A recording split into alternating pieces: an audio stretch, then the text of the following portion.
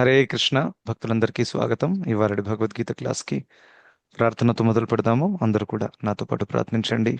ఇంకా video on చేసి class వినడానికి ప్రయత్నించండి ప్లీజ్. ఓం నమో భగవతే వాసుదేవాయ. ఓం నమో భగవతే వాసుదేవాయ. ఓం నమో భగవతే వాసుదేవాయ. ఓం అజ్ఞానతిమిరాంధస్య జ్ఞానాంజనశలాకయా చక్షురున్మిళితం येन తస్మై శ్రీగురవే నమః.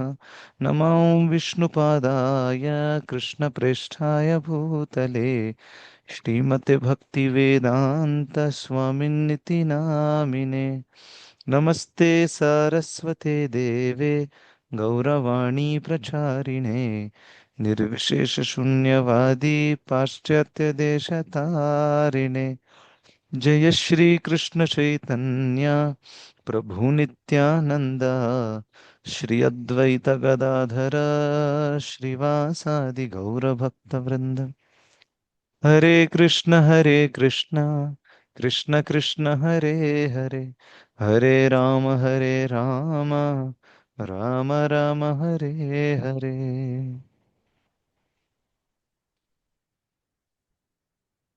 హరే కృష్ణ భక్తులందరికీ స్వాగతం ఇవాళటి భగవద్గీత క్లాస్కి. సో మనము 12వ అధ్యాయము భక్తి యోగము చర్చిస్తున్నాము. సో ఈ 12వ అధ్యాయంలో మనం ఆల్రెడీ 2 శ్లోకాలు చూసాము. సో ఎవరికైనా గుర్తుందా 2 శ్లోకాలలో ఏం చూశాను, ఏంటి ఆ పాయింట్స్ చెప్పగలుగుతారా ఎవరైనా?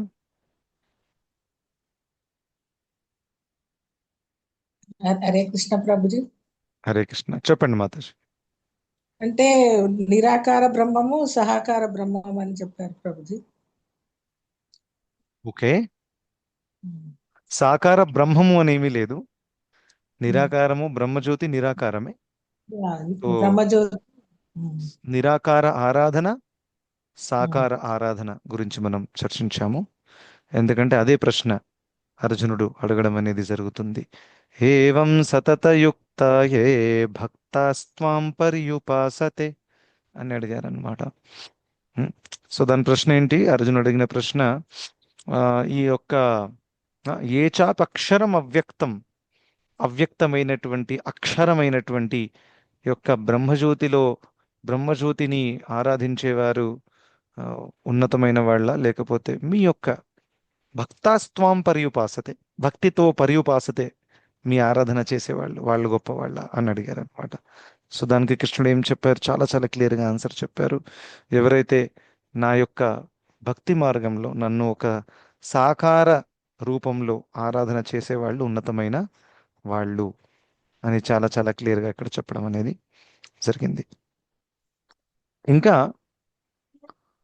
ఇప్పుడు మీకు ప్రశ్న రావచ్చు, సరే మరి ఈ నిరాకారము ఆరాధించే వాళ్ళ ఎందుకు అంటే వాళ్ళు తప్పు చేస్తున్నారా ఏమైనా, లేకపోతే నిరాకారాన్ని ఆరాధించే వాళ్ళు వాళ్ళకి ఏం దక్కదా లాస్ట్కి? జీరోనా?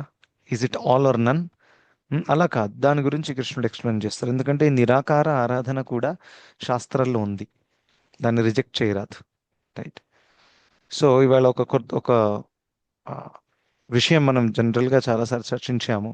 పరమసత్యాన్ని జనరల్గా 3 లెవెల్స్లలో మనం అర్థం చేసుకోగలుగుతాం, అవునా? బ్రహ్మణ్, పరమాత్మ, భగవాన్. దాని గురించి కూడా మనం చర్చిస్తాం, ఎందుకంటే ఈ శ్లోకానికి చాలా రిలేటెడ్ అది శ్రీమద్ భాగవతంలో ఉందన్నమాట. సో ఇక్కడ 3 మరియు 4 శ్లోకాలు ఇప్పుడు మనం చూద్దాం. అక్కడ కృష్ణుడు చాలా అద్భుతంగా క్లారిఫై చేస్తారనమాట. ఎలా నిరాకార ఆరాధన చేసేవాళ్ళు ఏదో తప్పు చేయట్లేదు, నిరాకార ఆరాధన చేసేవాళ్ళు కూడా లాస్ట్కి నా దగ్గరికి వస్తారు. ఎంత మంచి పాయింట్ చెప్పారు చూడండి. ఎందుకంటే ఈ నిరాకార ఆరాధన అనేది శాస్త్రాల్లో ఉంది, ప్రత్యేకంగా ఉపనిషత్తులలో దీని గురించి వ్యాఖ్యానము చాలా చాలా ఉంది. కానీ ఈ మార్గము క్లేశాలతో కూడినటువంటి మార్గము, అంతే తేడా. చూడండి, భక్తి మార్గాన్ని చాలా సులభమైన మార్గము, సరళమైన మార్గం అని చెప్పారు. ఒక్కసారి మన పరిస్థితి చూడండి, భక్తి మార్గమే మనకి ఇంత కఠినంగా అనిపిస్తుంది. ఒక్కసారి ఆలోచించండి. ఒకవేళ మనం ఇది ట్రై చేసామనుకోండి నిరాకారం, అందులో నర్సరీ కూడా పాస్ అవ్వలేం మనం. అవునా? కనీసం భక్తి మార్గంలో కొంతమంది థర్డ్ స్టాండర్డ్లో ఉన్నారు, కొంతమంది ఫోర్త్ స్టాండర్డ్లో ఉన్నారు, కొంతమంది గ్రాడ్యుయేషన్ అయ్యారు. ఆ, కనీసం ప్రోగ్రెస్ నడుస్తుంది కదా ఏదో ఒకటి. ఇక్కడ నర్సరీ కూడా మనం క్లియర్ చేయరాదు, అంత కఠినం అన్నమాట అది. భక్తి మార్గమే మనకి ఇంత కఠినంగా అనిపిస్తుంటే. సో అందుకనే it is very very important. మనము ఈ భక్తి మార్గం ఎంత సులభము, ఇంకా ఇటువంటి మార్గం మనకు దక్కినందుకు మనం చాలా చాలా కృతజ్ఞులై ఉండాలి ఎప్పుడు కూడా. It's very important. At the same time ఈ నిరాకార మార్గం ఏదైతే ఉందో అదేదో తప్పు కాదు, కానీ నిరాకార మార్గం అనేది క్లేశాలతో కూడినటువంటిది. దీని తర్వాత శ్లోకాలలో కృష్ణుడు చెప్తారు, క్లేశో అధికతరస్తేషాం అవ్యక్తాసక్త చేతస అవ్యక్తా హి గతిర్ దుఃఖం. దుఃఖం ఉంది ఆ మార్గం. సో ఆ విధంగా. సో ఇప్పుడు ఆ శ్లోకాలు చూద్దాం, then it will become more clear. So చదవాలనుకునే వాళ్ళు దయచేసి హ్యాండ్ రేస్ చేయండి, నేను స్క్రీన్ మీద డిస్ప్లే చేస్తాను. నేను చదువుతాను ప్రభుజీ. చదవండి మాతాజీ. హరే కృష్ణ. హరే కృష్ణ. నా 3వ శ్లోకం చదవాలా ప్రభుజీ? 3, 4 కలిపి ఉన్నాయి. ఏ త్వక్షరమనిర్దేశ్యం అవ్యక్తం పర్యుపాసతే సర్వత్ర గమచింత్యం చ కూటస్థమచలం ధ్రువం. 4వ శ్లోకం. సంనియమేంద్రియ గ్రామం సర్వత్ర సమబుద్ధయః తే ప్రాప్నువంతి మామేవ సర్వభూతైతే రతాః. భావము. కానీ ఇంద్రియానుభూతికి అతీతమైనది, సర్వవ్యాపకమైనది, ఊహాతీతమైనది, మార్పు లేనిది, స్థిరమైనది, కదలనిది అయిన అవ్యక్తమును అంటే పరతత్వపు నిరాకార భావమును పూర్తిగా అర్పించే వ్యక్తులు సమస్త ఇంద్రియాల నిగ్రహము ద్వారా అందరి పట్ల సమభావము కలిగి ఉండడము ద్వారా సర్వులు సంక్షేమంలో నెలకొన్న వారై చివరకు నన్ను పొందుతారు. హరే కృష్ణ. సో ఇక్కడ భగవంతుడు దేని గురించి చెప్తున్నారు? ఈ ఇంద్రియానుభూతికి అతీతమైనది, సర్వ వ్యాపకమైనది, ఊహాతీతమైనది, మార్పు లేనిది, ఇవన్నీ కూడా ఆ నిరాకార బ్రహ్మం గురించి చెప్తున్నారు కృష్ణుడు. సో ఈ నిరాకార బ్రహ్మం ఏదైతే ఉందో అది ఆధ్యాత్మికమైనటువంటి. ఎందుకు అది ఆధ్యాత్మికం చెప్పండి, ఎవరు చెప్తారు? అది ఆధ్యాత్మికం, అది భౌతిక జగత్తుకి చెందినది కాదు. ఎందుకు? అన్మ్యూట్ చేయండి ఎవరైనా. హరే కృష్ణ ప్రభుజీ, హరే దండోత్తరం. కృష్ణ, దండోత్తరణం. ప్రభుజీ, అది భగవంతుడి నుంచి వచ్చే లైట్ కాబట్టి అది ఆధ్యాత్మిక జగత్తులోనే ఉంటుంది, కాబట్టి భగవంతుడు అక్కడే ఉంటారు కాబట్టి అది ఆధ్యాత్మిక జగత్తుకు చెందింది ప్రభుజీ. సో భగవంతుడి దివ్యమైన శరీరం నుండి బయటకు వస్తున్నటువంటి కాంతి, right? It is a personal light of the Lord. So ఆ విధంగా it is a completely spiritual in nature. ఇంకా అందుకనే ఇది ఊహాతీతమైనటువంటిది, స్థిరమైనది, కదలనిది, ఆ విధంగా. సో ఇటువంటి యొక్క నిరాకార బ్రహ్మజ్యోతిని ఆరాధించే వాళ్ళు కూడా చివరకు నన్ను పొందుతారు అని కృష్ణుడు ఇక్కడ చాలా చాలా క్లియర్గా చెప్తున్నారు. సో చివరకు నన్ను పొందుతారని ఎందుకు చెప్పారు? సో చివరకు నన్ను పొందుతారు ఎందుకంటే ఆ మార్గంలో ఒకటేంటంటే చాలా కఠినమైన మార్గము, రెండవది అది ఇండైరెక్ట్ మార్గం, డైరెక్ట్ మార్గం కాదు.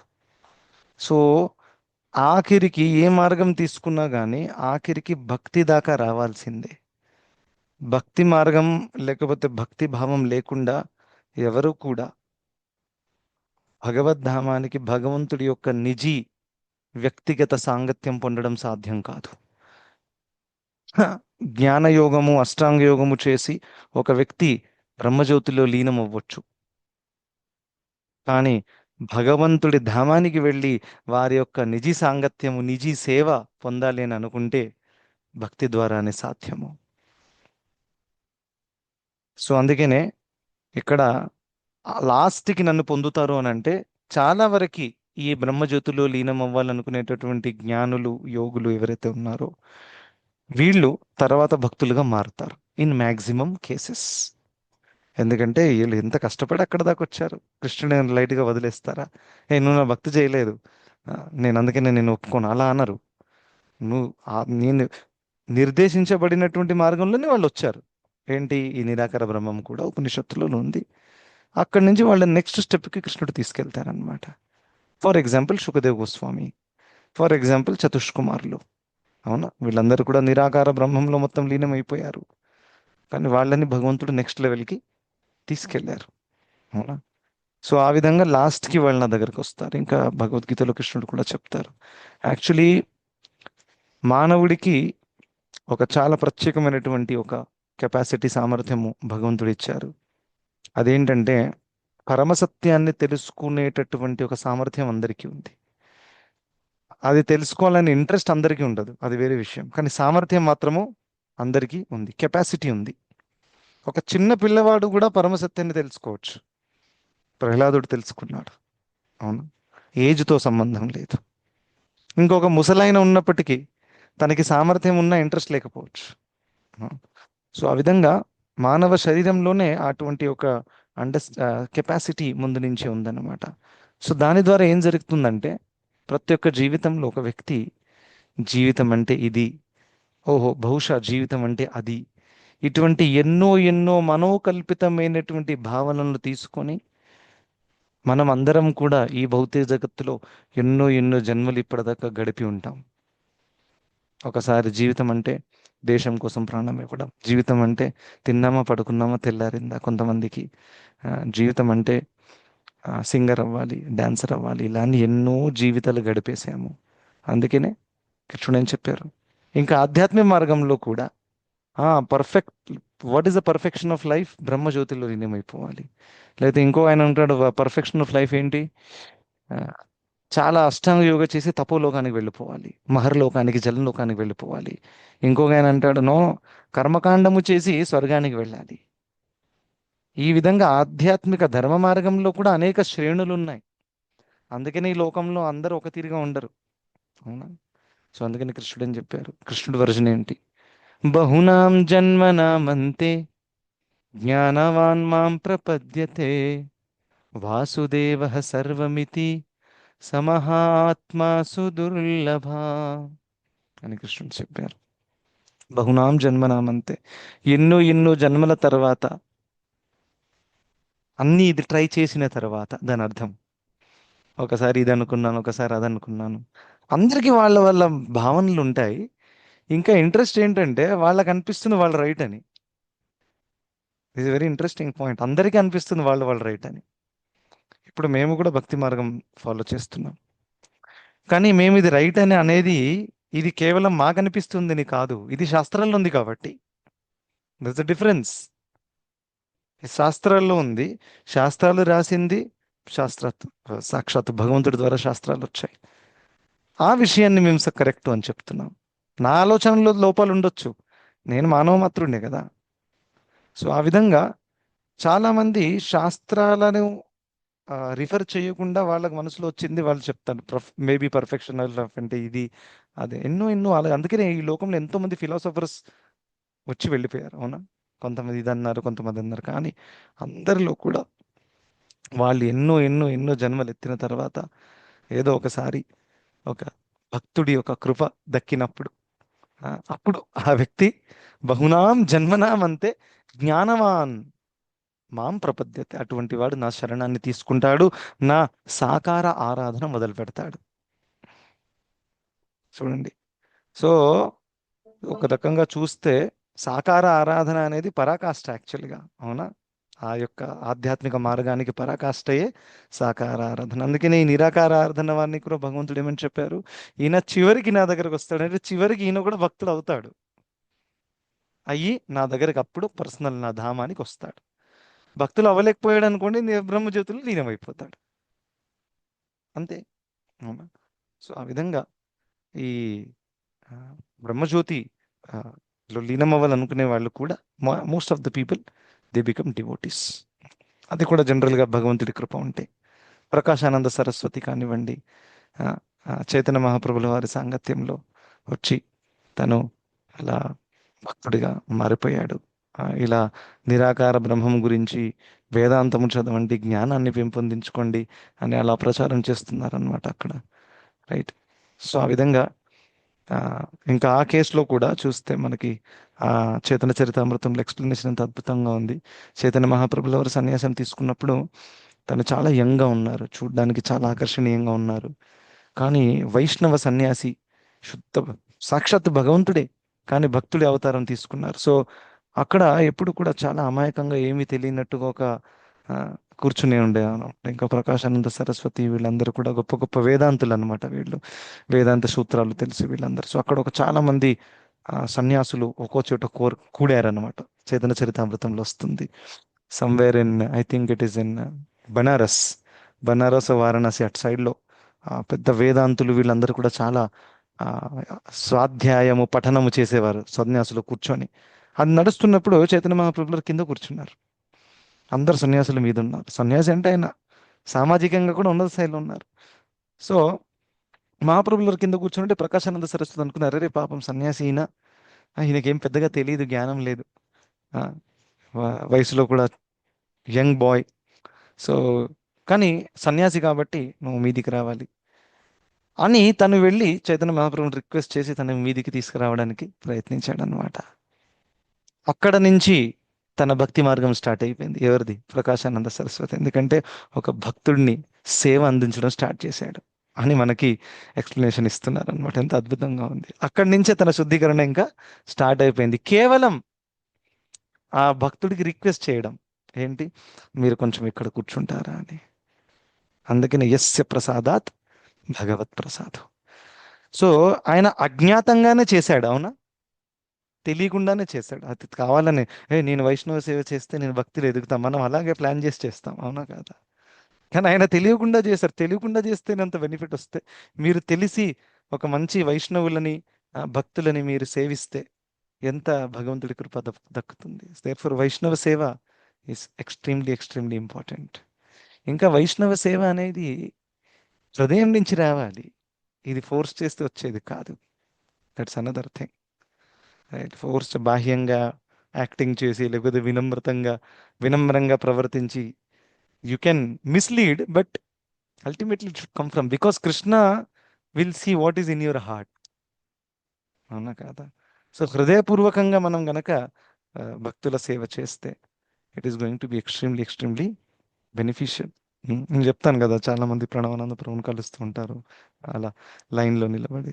సో మీరు ఏది చెప్తే చేస్తాను, ప్రాణమైనా ఇచ్చేస్తాను అంటారు. ఆయన అంటారు కేవలం మాలలు చేయండి అంటే అది చేయడానికి కూడా రెడీగా ఉంటారు. సో ఆ విధంగా బాహ్యంగా ఒక రకంగా మాట్లాడడం, ఇంటర్నల్గా గురువు ఇచ్చిన ఆదేశాన్ని పాటించడానికి రెడీగా లేరు. Yes or no? సో అందుకనే ఇలా ఉండకూడదు. సో అలా అని ప్రకాశానంద సరస్వతి తర్వాత శుద్ధ భక్తుడిగా మారిపోయాడు. ఆ నిరాకారవాదుడు సాకారవాదుడిలాగా మారిపోయాడు. ఎందుకంటే చైతన్య మహాప్రభుల వారి యొక్క సాంగత్యంలోకి వచ్చాడు కాబట్టి, ఇంకా ఆయన సేవ చేశాడు కాబట్టి. సేమ్ గోస్ విత్ సార్వభౌమ భట్టాచార్య. ఆయన కూడా ఎంత కఠినంగా మాట్లాడేవాడు, తను ఆఖరికి భగవంతుడి చైతన్య మహాప్రభుల వారి భక్తుడైపోయాడు. ఇంకా ఏం రాశారు? సచి సుత అష్టకం కూడా రాశారు, అవునా? నవగౌరవరం నవపుష్పశరం. సో ఆ విధంగా వాళ్ళు కూడా భక్తులు అవుతారు. అదే పాయింట్ అనమాట. అందుకని కొన్ని ఎగ్జాంపుల్స్ నేను చెప్పాను చైతన్య చరితామృతం నుండి, ఇంకా some examples from the shastras. ఇప్పుడు దీని తర్వాత ఎందుకు మరి అలా అంటున్నారు, లాస్ట్కి వస్తారని? మరి మధ్యలో ఏమవుతుంది వాళ్ళకి? దాని ఆన్సర్ ఈ శ్లోకంలో ఉందన్నమాట. ఓకే, చివరికి నా దగ్గరకు వస్తారని చెప్పారు, అవునా? మరి మధ్యలో ఏమైంది వాళ్ళకి? 5వ శ్లోకంలో చదువుతారు ఎవరైనా?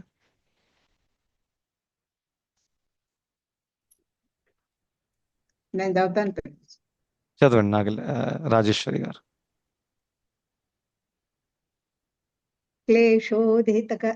క్లేశోధికతరస్తేషాం అవ్యక్తాసక్తచేతసాం అవ్యక్త హి గతిర్దుఃఖం దేహవద్భిరవాప్యతే.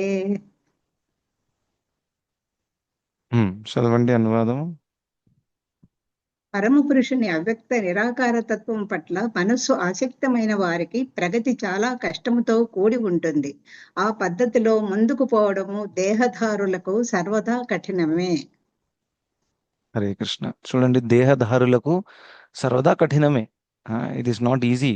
It is not just, of course యుగము కూడా ఇంపార్టెంటే, నో డౌట్. కలియుగంలో ఇట్స్ టాప్ మోస్ట్ డిఫికల్ట్ అనమాట. కానీ విశ్వామిత్ర ముని లాంటి వాళ్ళు ఫెయిల్ అయింది కలియుగంలో కాదు, సత్యయుగంలో. You should understand. మరి వాళ్ళు సత్యయుగంలో ఫెయిల్ అయితే కలియుగంలో ఫెయిల్ కాదు, మనం ఎగ్జామ్లో కూర్చోరాదు అసలు. సో ఆ విధంగా దేహదారులకి ఇది డిఫికల్టే. ఎందుకంటే దేహం ఉన్నంత వరకు ఈ కామ క్రోధ లోభ మోహ మదమత్సర్యములటువంటి ప్రభావము ఎప్పుడు కూడా జీరో అయిపోదు. ఇది గుర్తుపెట్టుకోండి. ఈ భౌతిక దేహం ఉన్నంత వరకు ఖచ్చితంగా ఆ ప్రభావము ఉంటుంది. కేవలము టెంపరీగా అది సుప్త అవస్థలో ఉంటుంది. ఎవరైతే మంచిగా మనం సాధన చేస్తున్నాం అనుకోండి, అది కిందికి వెళ్ళిపోతుంది అనమాట. కానీ సందర్భాన్ని బట్టి అది ఎప్పుడు కూడా బయటికి మళ్ళీ రావచ్చు. రైట్. సో అందుకనే it is very very difficult. క్లేశ అధికతరస్. చాలా చాలా క్లేశాలతో కూడినటువంటి ఈ మార్గం అంత ఈజీ కాదు. ఎందుకంటే ఫస్ట్ ఆఫ్ ఆల్ ఆ నిరాకార బ్రహ్మము జ్యోతి యొక్క మార్గాన్ని ఫాలో చేయాలంటే ఒక వ్యక్తి తను ఒంటరిగా అడవికి వెళ్ళిపోవాలి. మీరు ఇంట్లో కూర్చొని నిరాకార బ్రహ్మజ్యోతిని ఆరాధించరాదు. నేను మా పిల్లలు అందరం కలిసి నిరాకార బ్రహ్మజ్యోతిని ఆరాధిస్తాం, అది సాధ్యం కాదు. ఎస్, బికాస్ ఇది వైరాగ్య మార్గం. అందుకంటే జ్ఞాన మార్గం అని అంటారు దీన్ని. సో అందులో మొత్తం వైరాగ్యం ఉంది. You have to be going alone. అడవికి వెళ్ళిపోవాలి ఒంటరిగా. ATM card, credit card, Google Pay ఏది తీసుకెళ్ళరాదు మీరు. Like that you have to go alone. అక్కడ తపస్సు చేయాలి. తినే అరేంజ్మెంట్స్ లేదు, పడుకునే అరేంజ్మెంట్స్ లేదు, ఏమీ లేదు. ఇది ఆలోచిస్తేనే ఇక్కడ మూర్ఛపోతారు కలియుగ వాసులు. So it's not easy. So అందుకనే క్లేశాలు చాలా ఉంటాయి. కానీ ఆ క్లేశాలను ఎదుర్కొని చాలామంది సక్సెస్ఫుల్ అవుతారు. సక్సెస్ఫుల్ అయ్యి భగవంతుడి భక్తులు అవుతారు, భగవద్ధామానికి కూడా వెళ్ళిపోతారు. ఓకే. కానీ చాలామంది ఫెయిల్ కూడా అవుతారు. It is not easy. Right. So ఇందులో ఫెయిల్ అయ్యే ఛాన్సెస్ ఎక్కువగా ఉన్నాయి, నో డౌట్. ఎందుకంటే అందుకనే అర్జునుడు కూడా 6వ అధ్యాయంలో ప్రశ్న అడుగుతారు, అవునా? యోగ భ్రష్టోపజాయతే అని. అంటే ఇలా అష్టాంగ, అంటే 6వ అధ్యాయం అంటే అష్టాంగ యోగం యాక్చువల్గా. సో అష్టాంగ యోగంలో ఒక వ్యక్తి ఫెయిల్ అయితే ఆయన పరిస్థితి ఏంటి? హిందీలో అంటారు నా ఘర్కా నా ఘట్కా. సో ఇక్కడ కూడా లేడు, అక్కడ కూడా లేడు. ఇంటిని కూడా వదిలేశాడు, భక్తిలో కూడా ఆధ్యాత్మికంగా కూడా తన అష్టాంగ కంప్లీట్ చేయలేకపోయాడు. సో మధ్యలో ఉంటాడా? ఏమవుతుంది ఆయన పరిస్థితి అనేది? కృష్ణుడు ఏమన్నారు? దుర్గతిం తాత గచ్చతి. అవునా, వేరే చోట. సో ఆధ్యాత్మిక మార్గంలో వచ్చిన వాడు ఎప్పుడు కూడా ఒంటరిగా ఉండడు. భగవంతుడి ఆశ్రయాన్ని తీసుకునేవాడు. కృష్ణుడు ఎల్లప్పుడూ ఉంటారు 100%. భౌతిక జగత్తులో పరిస్థితులు ఎలాగైనా ఉండొచ్చు, but Krishna is always there to protect us. So ఈ కాన్ఫిడెన్స్ మనకు ఉండాలి. అందుకనే భక్తి మార్గంలో కృష్ణుడి ప్రొటెక్షన్ మనకు ఉంటుంది. ఎవరైతే సిన్సియర్గా ఉన్నారో ఆ సిన్సియర్గా ఉన్న వాళ్ళు పతనం అవ్వరు. అందుకనే భక్తి మార్గం ఈజీ అంటారు. ఈజీ ఎందుకంటే మనకంటే ఎక్కువ కష్టపడేది కృష్ణుడు మనల్ని భక్తిలో ఉంచడానికి. మనం ఏదో కొంచెం ప్రయత్నిస్తున్నాం అన్నమాట, అవునా? కానీ ఆయన ఎక్కువ కష్టపడతారు. అంటే మనకి మంచి భక్తుల సాంగత్యం దక్కాలి, సరైన సమయానికి సరైన భక్తులు మనకు తోడుగా ఉండాలి. ఇవన్నీ అరేంజ్మెంట్స్ ఏదో మనం అనుకుంటే అవ్వట్లేదు. ఇవన్నీ భగవంతుడు అరేంజ్మెంట్ చేసి పంపుతారు. ఒక వ్యక్తికి ఇక్కడ జిజ్ఞాస వస్తుంది, జీవితంలో చాలా అనుభవించాడు, మంచి భక్తి సుకృతి ఉంది. కృష్ణుడు వెతుకుతారు, ఈయన ఎలాగో కనెక్ట్ చేయాలి. ఇప్పుడు పండు రెడీగా ఉంది అంటారు కదా, కాయ పండు అయిపోయింది. ఇప్పుడు ఈయన ఎప్పుడు భక్తి స్వీకరించడానికి రెడీగా ఉన్నాడు. అటువంటి టైంలో భక్తులతో కల్పించడము, ఇవన్నీ చాలా అకస్మాత్తుగా జరుగుతాయి. సో ఇదంతా భగవంతుడి అరేంజ్మెంట్ అనమాట. సో అక్కడ భగవంతుడి ప్రొటెక్షన్ ఉంది మనకి పర్సనల్గా, అందుకనే మనం సేఫ్గా ఉంటాం. కానీ జ్ఞాన మార్గం ఏదైతే ఉందో వాళ్ళు భగవంతుడి శరణాగతి తీసుకోవట్లేదు. అది ఛాలెంజ్ అనమాట. నా శక్తితో నేను నా సెన్స్ కంట్రోల్ చేసుకుంటా. So good luck. So it's not easy, right? So అందుకనే దీనికి జనరల్గా ఉదాహరణ ఏమిస్తారంటే, ఇప్పుడు ఒక పులి ఉందనుకోండి. సో పులి తన పిల్లని తన నోటితో ఇలా తీసుకొని అక్కడ పెడుతుంది, చూసారా? లేకపోతే ఫర్ ఎగ్జాంపుల్ పిల్లి కూడా తన నోటితో ఇలా తీసుకొని పెడుతుంది. సో అప్పుడు ఆ చిన్న పిల్లి ఏదైతే ఉందో తను ఏం కష్టపడట్లేదు, అవునా? కానీ ఇలా ఉంటుంది అంతే, ఇక్కడి నుంచి అక్కడ ట్రాన్స్ఫర్ అయిపోయింది. కానీ అదే కోతి ఎగ్జాంపుల్ మీరు తీసుకుంటే, కోతి కూడా తన పిల్లని ఎత్తుకుంటుంది, కానీ అందులో కష్టం ఆ పిల్ల చేయాలి చాలా, ఎందుకంటే దాన్ని పట్టుకొని ఉండాలి ఇలా. కోతి doesn't hold, but the child కోతి హ్యాస్ టు హోల్డ్. అవును. సో ఈ నిరాకార బ్రహ్మ మార్గం అనేది అలాంటిది అనమాట. బికాజ్ ఈయన చాలా కష్టపడి పట్టుకోవాల్సి వస్తుంది, కానీ అందులో కేవలం తల్లి ఎప్పుడైతే ఇలా వచ్చి నోరు తెరుస్తుందో భయపడకుండా నన్ను ఎత్తుకోండి అని చెప్తే ఈజీగా కష్టపడకుండా వర్క్ అయిపోతుంది. సో అలా భక్తి మార్గంలో భగవంతుడు మనల్ని పర్సనల్గా కాపాడతారు, ప్రొవైడర్ వీఆర్ సిన్సియర్. ఎందుకంటే ఇది అనగానే నెక్స్ట్ ప్రభుజీ భక్తి మార్గంలో కూడా వచ్చిన వాళ్ళు చాలా మంది పతనం అయిపోయారు. అవును, అవును, హిస్టారికల్గా రైట్. ఇప్పుడు మనం ప్రస్తుతం కూడా చూస్తాము, హిస్టరీలో కూడా చూస్తాము. సో మరి మరి మీరు అన్నారు భక్తి మార్గంలో పతనాలు ఉండవు అని. అలా కాదు. ఎవరైతే సిన్సియర్గా ఉన్నారో, ఎవరైతే ప్రామాణికంగా ఫాలో చేస్తున్నారో నిజాయితీతో, అటువంటి వాళ్ళు ఎప్పుడు కూడా పతనము అవ్వరు. మరి సిన్సియర్గా ఉండడం అంటే ఏంటి ప్రభుజీ? నెక్స్ట్ ప్రశ్న. అది చెప్పేస్తే మేము కూడా చేస్తాం, పతనం అవ్వకుండా ఉంటాం. అవునా? సో సిన్సియర్గా ఉండడం అంటే ఏంటంటే కృష్ణుడే స్వయంగా మాట ఇచ్చారు, ఏమన్నారు? అనన్యాశ్చింతయంతో మాం ఏ జనాః పర్యుపాసతే తేషాం నిత్యాభియుక్తానాం యోగక్షేమం వహామ్యం. అటువంటి వాళ్ళ యోగక్షేమాలు నేను చూసుకుంటాను. ఎవరైతే అనన్యాస్. సో అనన్య అనే వర్డ్ వెరీ ఇంపార్టెంట్. జీవితంలో ఎటువంటి భౌతిక ఆశ్రయం మీద ఆధారపడి ఉండకుండా కృష్ణైక శరణం, కృష్ణుడే నా ఆశ్రయము. అటువంటి భక్తులు, నాకు కృష్ణుడు తప్ప ఎవరు లేరు, ఇటువంటి ఫీలింగ్ ఎంత పెరుగుతుందో అంత కృష్ణుడి ఆశ్రయం మనకు దక్కుతుంది. మరి ఇటువంటి వాళ్ళల్లో ఆ లక్షణాలు కనిపిస్తాయి కూడా. They will be very very strict in their సాధన. ఎంత కష్టమైనా ఏదైనా పొద్దున్న లేచి జపం చేయడము, క్లాసుకి రావడము, ఇవన్నీ కూడా వాళ్ళు మంచిగా పక్కాగా చేస్తారు, ఎందుకంటే వాళ్ళకి అర్థమైపోయింది కృష్ణైక శరణం. అవునా? సో అనవసరంగా టైం ఆల్రెడీ చాలా తక్కువ ఉంది, నేను ఇంకా వేస్ట్ చేయరాదు. సో అటువంటి వాళ్ళు చాలా సిన్సియర్గా ఉంటారు. అండ్ వాళ్ళు వర్కింగ్ అవ్వచ్చు, నాన్ వర్కింగ్ అవ్వచ్చు, మహిళ అవ్వచ్చు, పిల్లలు ఎవరైనా కానివ్వండి, సిన్సియరిటీ ఉంటే ఖచ్చితంగా టైం కూడా ఆటోమేటిక్గా వస్తుంది. బికాస్ కాలోస్మి కృష్ణ ఇస్ టైం. సో కృష్ణుడు మీ టైంని ఎలా మేనేజ్ చేయిస్తారంటే యూ విల్ బి సర్ప్రైజ్. నేను ఎలా పదార్థాలు కూడా చేస్తున్నాను, హాఫ్ అన్ అవర్ రీడింగ్ కూడా అవుతుంది, నేను ఆఫీస్ పని, ఇంట్లో పని కూడా అన్నీ అయిపోతాయి if you sincerely pray to Krishna.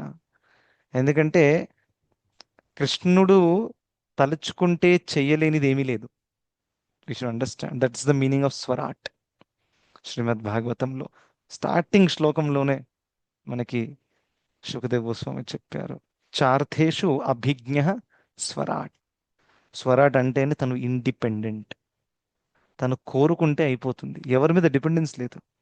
ఇప్పుడు నేను కోరుకున్నాను అనుకోండి, నాకు ఇప్పుడు ఇడ్లీ కావాలి, డిపెండెన్స్ ఉంది నాకు, అవునా కాదా?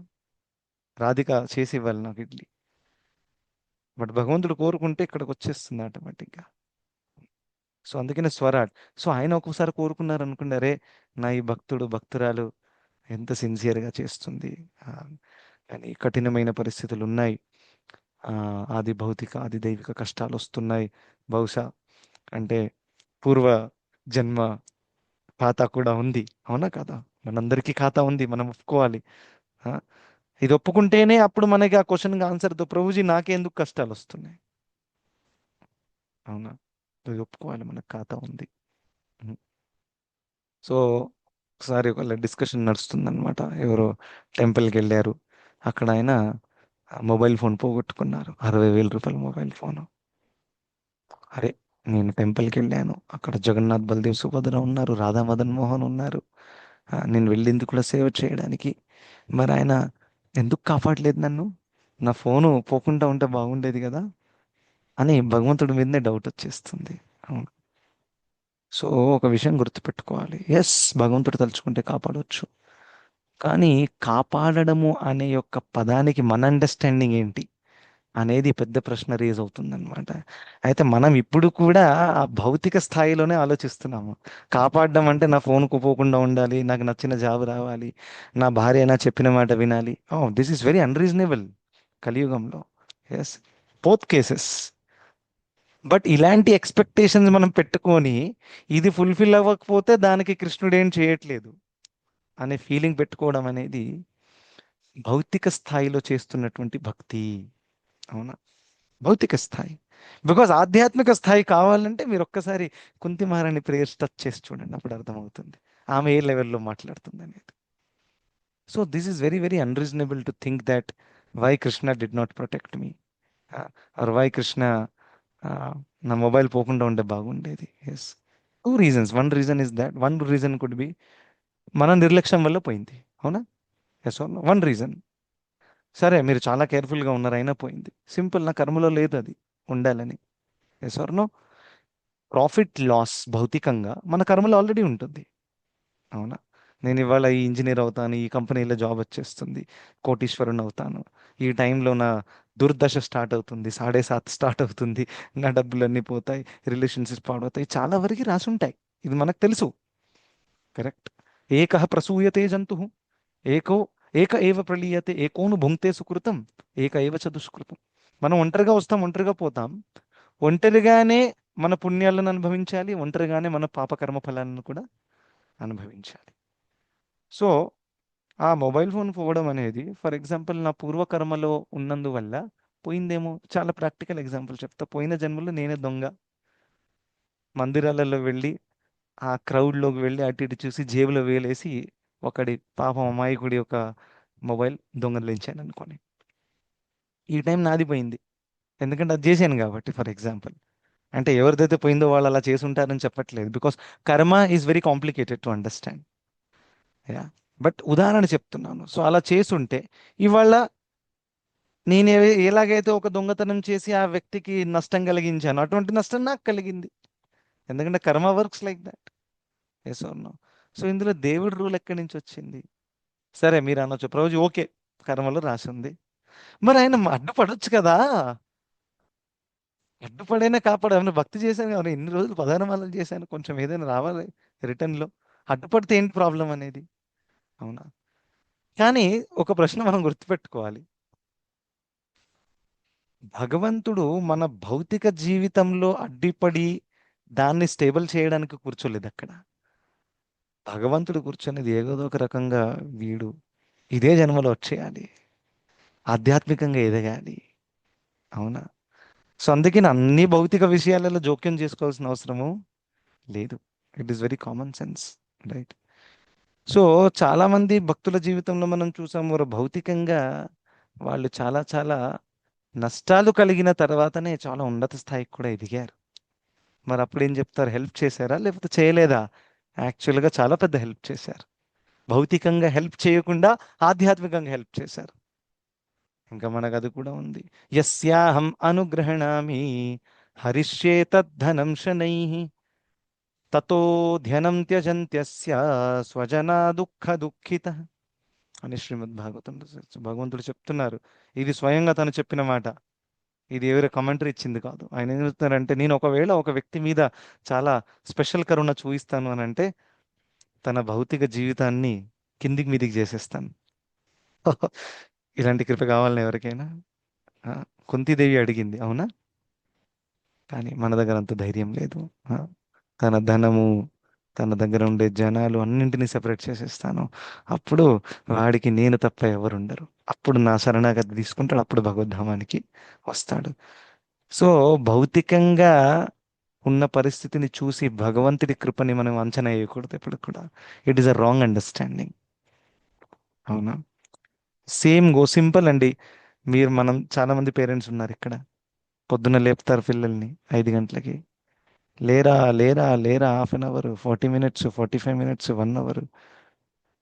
వాడికి ఎంత ఫ్రస్ట్రేషన్ అవుతుంది.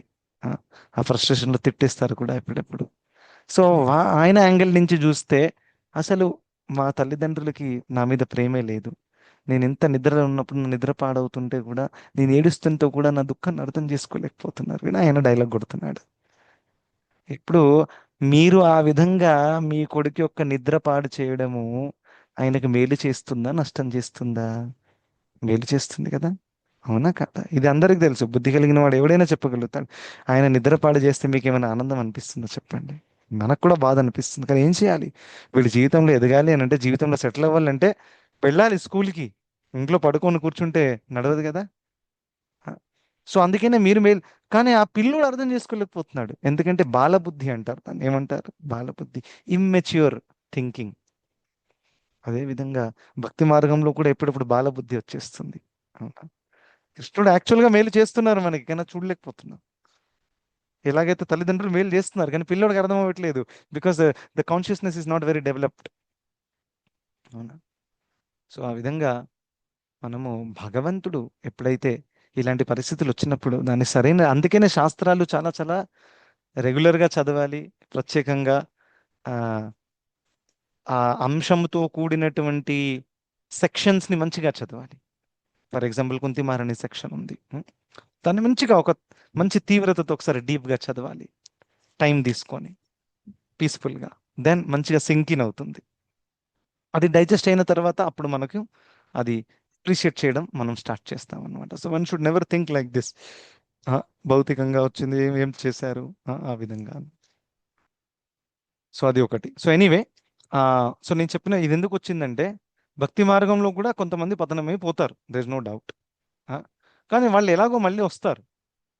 కరెక్ట్. ఎందుకంటే కృష్ణుడు ఏదో ఒక రకంగా వాళ్ళని మళ్ళీ తీసుకొస్తారు. కానీ వాళ్ళు ఎందుకు పోయారు మధ్యలో? ఎందుకంటే వాళ్ళు నిర్లక్ష్యం చేసినందువల్ల. భరత్ మహారాజు అంతా వదిలేసి ఉన్నత స్థాయికి ఎదిగాడు, అవునా? కానీ తను కూడా పతనానికి గురి అయ్యాడు. కానీ తను జీరో అయిపోయాడా? లేదు, కొంచెం డీలే అయిపోయింది. Success was delayed, but success was not rejected. తను జడభరత్గా వచ్చి ఆ లైఫ్లో కంప్లీట్ చేసి వెళ్ళిపోయారు. సో అలా అని మనం భక్తి మార్గంలో చాలా సేఫ్గా ఉంటాము. దాని గురించి ఇక్కడ చెప్పారు. అర్థమైంది కదా? Okay, thank you. అందరికి ధన్యవాదాలు. హరే కృష్ణ.